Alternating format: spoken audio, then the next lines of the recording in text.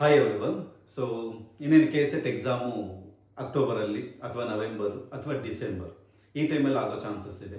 So ಜೊತೆಗೆ ಇನ್ನೇನು December ಬಂತು ಅಂದರೆ ಎಕ್ಸಾಮ್ ಬಂದೇ ಬರುತ್ತೆ. ಸೊ ಹಾಗಾಗಿ K chemical science crash course, okay, so online crash course start ಮಾಡ್ತಿದ್ದೀನಿ 2026. ಸೊ ಯಾವಾಗಿಂದ ಸ್ಟಾರ್ಟ್ ಮಾಡ್ತಾ ಇದ್ದೀನಿ ಅಂತಂದರೆ ಜೂನ್ 10th ಆನ್ವರ್ಡ್ ಸ್ಟಾರ್ಟ್ ಮಾಡ್ತಾ ಇದ್ದೀನಿ. ಸೊ ಜೂನ್ 10th ಇನ್ನೇನು 2 ದಿನದಲ್ಲಿ ಸ್ಟಾರ್ಟ್ ಆಗುತ್ತೆ. ಓಕೆ, ಸೊ ಆಲ್ರೆಡಿ ಲೇಟ್ ಆಗಿದೆ, ಹಾಗಾಗಿ ಜೂನ್ 10th ಸ್ಟಾರ್ಟ್ ಮಾಡ್ತಾ ಇದ್ದೀನಿ. ಸೊ ಒಂದು 6 months ಆಫ್ ಕೋರ್ಸ್ ಇರುತ್ತೆ.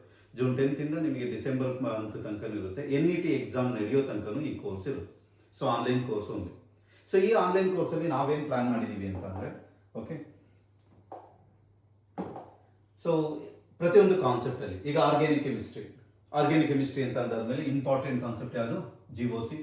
So aromaticity, reaction mechanism, name reactions, pericyclic, so intermediate. So ಇವೆಲ್ಲವೂ ಸಹ ಕೆ ತುಂಬ ಇಂಪಾರ್ಟೆಂಟ್. ಬರೀ ಕೆ.ಸೆಟ್ಟಿಗಲ್ಲ, NET ಎಕ್ಸಾಮ್ಗೂ ಇಂಪಾರ್ಟೆಂಟ್ ಆ್ಯಂಡ್ ಗೇಟ್ ಎಕ್ಸಾಮ್ ಏನಾದ್ರು ಅಟೆಂಡ್ ಮಾಡ್ತೀರಾ ಅಂದರೆ ಅದಕ್ಕೂ ಸಹ ತುಂಬ ಇಂಪಾರ್ಟೆಂಟ್. ಸೊ ಹಾಗಾಗಿ ಬೇಸಿಕ್ಕಿಂದ GOC ಇಂದ ಸ್ಟಾರ್ಟ್ ಮಾಡಿಕೊಂಡು ಸೊ 1 or 2 ಕ್ವಶನ್ GOC ಆರೋಮೆಟಿಸಿಟಿಲಿ 1 or 2 ಕ್ವಶನ್ಸ್ ಬರ್ಬೋದು. ಬಟ್ ರಿಯಾಕ್ಷನ್ ಮೆಕ್ಯಾನಿಸಮ್ ಆಗಿರಲಿ, ಇಂಟರ್ಮೀಡಿಯೇಟ್ ಆಗಿರಲಿ, ಸ್ಟೀರಿಯೋ ಕೆಮಿಸ್ಟ್ರಿ ಆಗಿರಲಿ, ಸೊ ಪೆರಿಸೈಕ್ಲಿಕ್, ಫೋಟೋ ಕೆಮಿಸ್ಟ್ರಿ ಅಂತೂ 100%. ಸೊ 2 to 3 ಕ್ವಶನ್ NET ಎಕ್ಸಾಮಲ್ಲಿ ಕೇಳ್ತಾರೆ. ಸೊ ಹಾಗಾಗಿ ಅದಷ್ಟು ನಾವು ಆಲ್ರೆಡಿ ಪ್ರೀ ರೆಕಾರ್ಡೆಡ್ ವಿಡಿಯೋ ಮಾಡಿದ್ವಿ. ಈ ಪ್ರೀ ರೆಕಾರ್ಡೆಡ್ ವಿಡಿಯೋದಲ್ಲಿ ಪ್ರತಿಯೊಂದು ಕಾನ್ಸೆಪ್ಟಲ್ಲೂ ಡೀಟೇಲ್ಡಾಗಿ ಅನಾಲಿಸಿಸ್ ಮಾಡಿದ್ದೀವಿ. ಸೊ ಟ್ರಿಕ್ಸ್ಗಳನ್ನು ಹೇಳ್ಕೊಟ್ಟಿದ್ದೀವಿ. ಸೊ ಆದಷ್ಟು ಬೇಗ ಅದನ್ನು ಅರ್ಥ ಮಾಡಿಕೊಂಡು ಯಾವ ಥರ ಪ್ರಾಬ್ಲಮ್ನ ಟ್ಯಾಕಲ್ ಮಾಡೋದು ಅನ್ನೋದಷ್ಟು ನಾವು ಎಕ್ಸ್ಪ್ಲನೇಷನ್ ಮಾಡಿದ್ವಿ.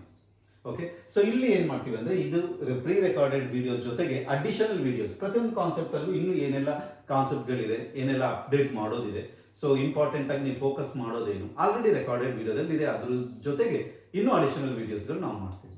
ಸೊ ಇದು ಆರ್ಗ್ಯಾನಿಕ್ ಕೆಮಿಸ್ಟ್ರಿ. ಇವೆಲ್ಲ ಕಾನ್ಸೆಪ್ಟ್ಗಳು ತುಂಬ ಇಂಪಾರ್ಟೆಂಟ್. ನೋಡಿ, ಸ್ಪೆಕ್ಟ್ರೋಸ್ಕೋಪಿ ಸೊ ಮಾಡಿದ್ದೀವಿ.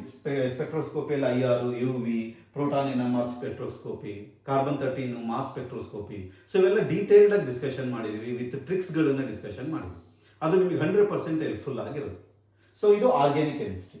ಅದೇ ನೀವು ಇನ್ಆರ್ಗ್ಯಾನಿಕ್ ಕೆಮಿಸ್ಟ್ರಿ ಅಂತ ಬಂದರೆ, ಸೊ ಇನ್ಆರ್ಗ್ಯಾನಿಕ್ ಕೆಮಿಸ್ಟ್ರಿಯಲ್ಲಿ ನಿಮಗೆ ಗೊತ್ತು, ಕೆಮಿಕಲ್ ಬಾಂಡಿಂಗ್ ಬಂದ್ಬಿಟ್ಟು it is A very basic. So ತುಂಬ ಡೈರೆಕ್ಟ್ ಕ್ವಶನ್ಸ್ಗಳು ಬರುತ್ತೆ, ಸ್ಟ್ರಕ್ಚರ್ಸ್ ಮೇಲೆ ಬರುತ್ತೆ, ಹೈಬ್ರಿಡೈಸೇಷನ್ ಮೇಲೆ ಬರುತ್ತೆ.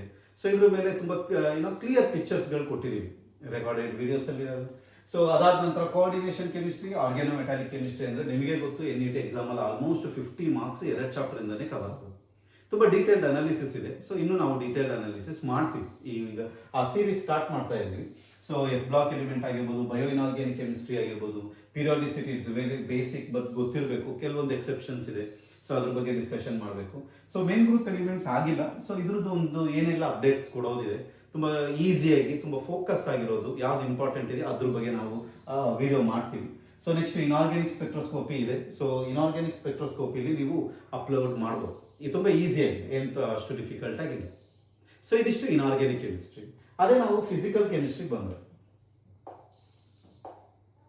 ಸೊ ಫಿಸಿಕಲ್ ಕೆಮಿಸ್ಟ್ರಿಗೆ ಬಂದರೆ ನಿಮಗೆ ಗೊತ್ತು, ಗ್ರೂಪ್ ಥಿಯರಿ ಅಂತ. ಇದು NET ಎಕ್ಸಾಮು, ಕೆ.ಸೆಟ್ ಎಲ್ಲದರಲ್ಲೂ ರಿಪೀಟ್ ಆಗ್ತಾನೆ ಇರೋದು. 2 or more ಕ್ವಶನ್ಸ್ ಬಂದೇ ಬರುತ್ತೆ. ಸೊ NET ಎಕ್ಸಾಮ್ಗೆ ತುಂಬ ಹೆಲ್ಪ್ಫುಲ್ ಆಗಿರುವಂಥದ್ದು. ಸೊ ಗ್ರೂಪ್ ಥಿಯರಿ ಆಗಿರಲಿ, ಎಲೆಕ್ಟ್ರೋಕೆಮಿಸ್ಟ್ರಿ, ಥರ್ಮೋಡೈನಮಿಕ್ಕು, ಸ್ಟ್ಯಾಟಿಸ್ಟಿಕಲ್ ಥರ್ಮೋಡೈನಮಿಕ್ಸು, ಸೊ ಕೆಮಿಕಲ್ ಕೈನೆಟಿಕ್ಸು, ಯಾವುದೆಲ್ಲ ಇಂಪಾರ್ಟೆಂಟ್ ಕಾನ್ಸೆಪ್ಟ್ಗಳಿದೆ, ಏನೆಲ್ಲ ಅಪ್ಡೇಟ್ ಇದೆ, ಅಡಿಷನಲ್ ಕಾನ್ಸೆಪ್ಟ್ಗಳು ಯಾವುದು. So solid state 1 or 2 question ಕೇಳ್ತಾರೆ. ಸ್ಪೆಕ್ಟ್ರೋಸ್ಕೋಪಿ ಬೇಕೇ ಬೇಕು. ಸೊ ಸ್ಪೆಕ್ಟ್ರೋಸ್ಕೋಪಿ ಬಗ್ಗೆ ಡಿಸ್ಕಷನ್ಸ್ ಇದೆ.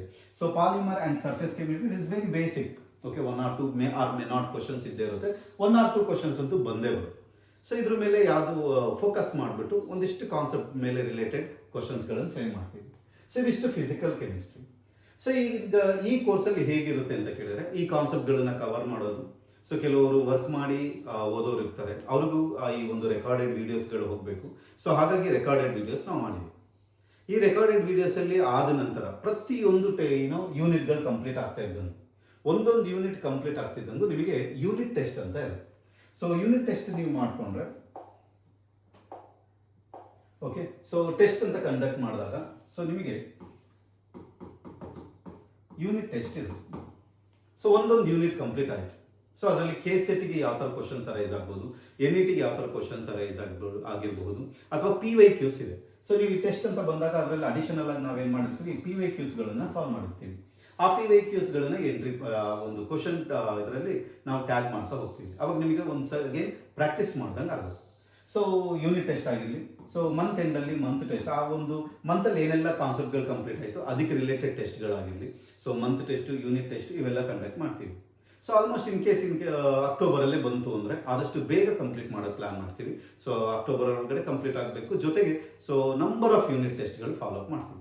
ಯೂನಿಟ್ ಟೆಸ್ಟ್ಗಳನ್ನ ಅಬ್ಸರ್ವ್ ಮಾಡಿ ಎಷ್ಟಾಗುತ್ತೋ ಅಷ್ಟು ಪ್ರಾಕ್ಟೀಸ್ ಮಾಡೋದು. ಸೊ ಯೂನಿಟ್ ಟೆಸ್ಟ್ ಆಗಿರಲಿ, ಮಂತ್ಲಿ ಟೆಸ್ಟ್ ಆಗಿರಲಿ, ಸೊ ಕವರ್ ಮಾಡೋದು. ಸೊ ಇದರಲ್ಲಿ ಈಗ ನೀವು ರಿಜಿಸ್ಟ್ರೇಷನ್ ಆಗಬೇಕು ಅಂತ ಅಂದರೆ ತುಂಬ simple method. So yes, so contact number ಕೊಟ್ಟಿದ್ದೀನಿ. ಸೊ ಈ ಕಾಂಟ್ಯಾಕ್ಟ್ ನಂಬರಿಗೆ ಫೋನ್ ಮಾಡಿ ಅಥವಾ ವಾಟ್ಸಪ್ ಮಾಡಿ. Okay, so first one office number, ಇದಕ್ಕೆ ಫೋನ್ ಮಾಡಿ ಸೊ ರಿಜಿಸ್ಟರ್ ಮಾಡ್ಕೊಂತ ಹೋಗಿ. ಇನ್ನೇನು ಇವತ್ತಿಂದನೇ ಸ್ಟಾರ್ಟ್ ಆಗುತ್ತೆ, ನಾಳೆ ರೀಚ್ ಆಗುತ್ತೆ. ಸೊ ನಾಳೆ ನಾಡಿದ್ರಲ್ಲಿ ಕಂಟಿನ್ಯೂ ಆಗುತ್ತೆ. ಜೂನ್ 10th ಸೊ ನಿಮಗೆ KCET chemical science crash course start ಆಗುತ್ತೆ. ಸೊ ಇವಾಗ ಏನು ಅಂತ ಅಂದರೆ ನಮ್ಮ ಹತ್ರ ಆಲ್ರೆಡಿ ಓಲ್ಡ್ ಸ್ಟೂಡೆಂಟ್ಸ್ಗಳಿದ್ದಾರೆ.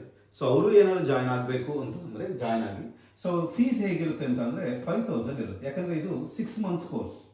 ಈಗ ಜೂನಿಂದ ಸ್ಟಾರ್ಟ್ ಆದರೆ ನಿಮಗೆ ಈ ವಿಡಿಯೋಸ್ ಎಲ್ಲವೂ ಸಹ NET ಎಕ್ಸಾಮ್ಗೂ ರೀಚ್ ಆಗ್ತಾ ಹೋಗುತ್ತೆ. ಅಲ್ಲಿ ತನಕ ನೀವು ಯುಟಿಲೈಸ್ ಮಾಡ್ಕೋಬೋದು. ಎಲ್ಲದೂ ಇಂಪಾರ್ಟೆಂಟು, ತುಂಬ ಬೇಸಿಕ್ ಟು ಅಡ್ವಾನ್ಸ್ ಎಕ್ಸ್ಪ್ಲನೇಷನ್ ಮಾಡಿದ್ದೀನಿ. ಸೊ ಹಾಗಾಗಿ ಹೆಲ್ಪ್ಫುಲ್ ಆಗಿರುತ್ತೆ, 100% ಹೆಲ್ಪ್ಫುಲ್ ಆಗಿರುತ್ತೆ. ಸೊ 5,000 ಪೇ ಮಾಡಬೇಕು. ಸೊ ಈಗ ಓಲ್ಡ್ ಸ್ಟೂಡೆಂಟ್ ಆಗಿದ್ದರೆ ಅವ್ರೇನಾದ್ರು ಮತ್ತೆ ಜಾಯ್ನ್ ಆಗಬೇಕು ಅಂದರೆ 50% ಆಫರ್ ಇರುತ್ತೆ. ಸೊ 50% ಆಫರ್ ಇರುತ್ತೆ. ಆದಷ್ಟು ಬೇಗ ಜಾಯ್ನ್ ಆಗಿ. ಸೊ ಬೇಗ ಜಾಯ್ನ್ ಆಗಿ. ಸೊ ಕಾನ್ಸೆಪ್ಟ್ಗಳನ್ನ ಎಕ್ಸ್ಪ್ಲನೇಷನ್ ಮಾಡ್ತೀವಿ, ಟೆಸ್ಟ್ಗಳನ್ನು ಅಟೆಂಡ್ ಮಾಡಿ ನೀವು ಒಂಚೂರು ಡೆಡಿಕೇಟೆಡ್ ಮಾಡ್ಕೊಂಡ್ಬಿಟ್ರೆ ಸೊ KCET ಎಕ್ಸಾಮ್ ಆರಾಮಾಗಿ ಕ್ಲಿಯರ್ ಮಾಡ್ಬೋದು. ಸೊ ಆದಷ್ಟು ಬೇಗ ಕ್ಲಿಯರ್ ಮಾಡೋಣ. Okay, thank you.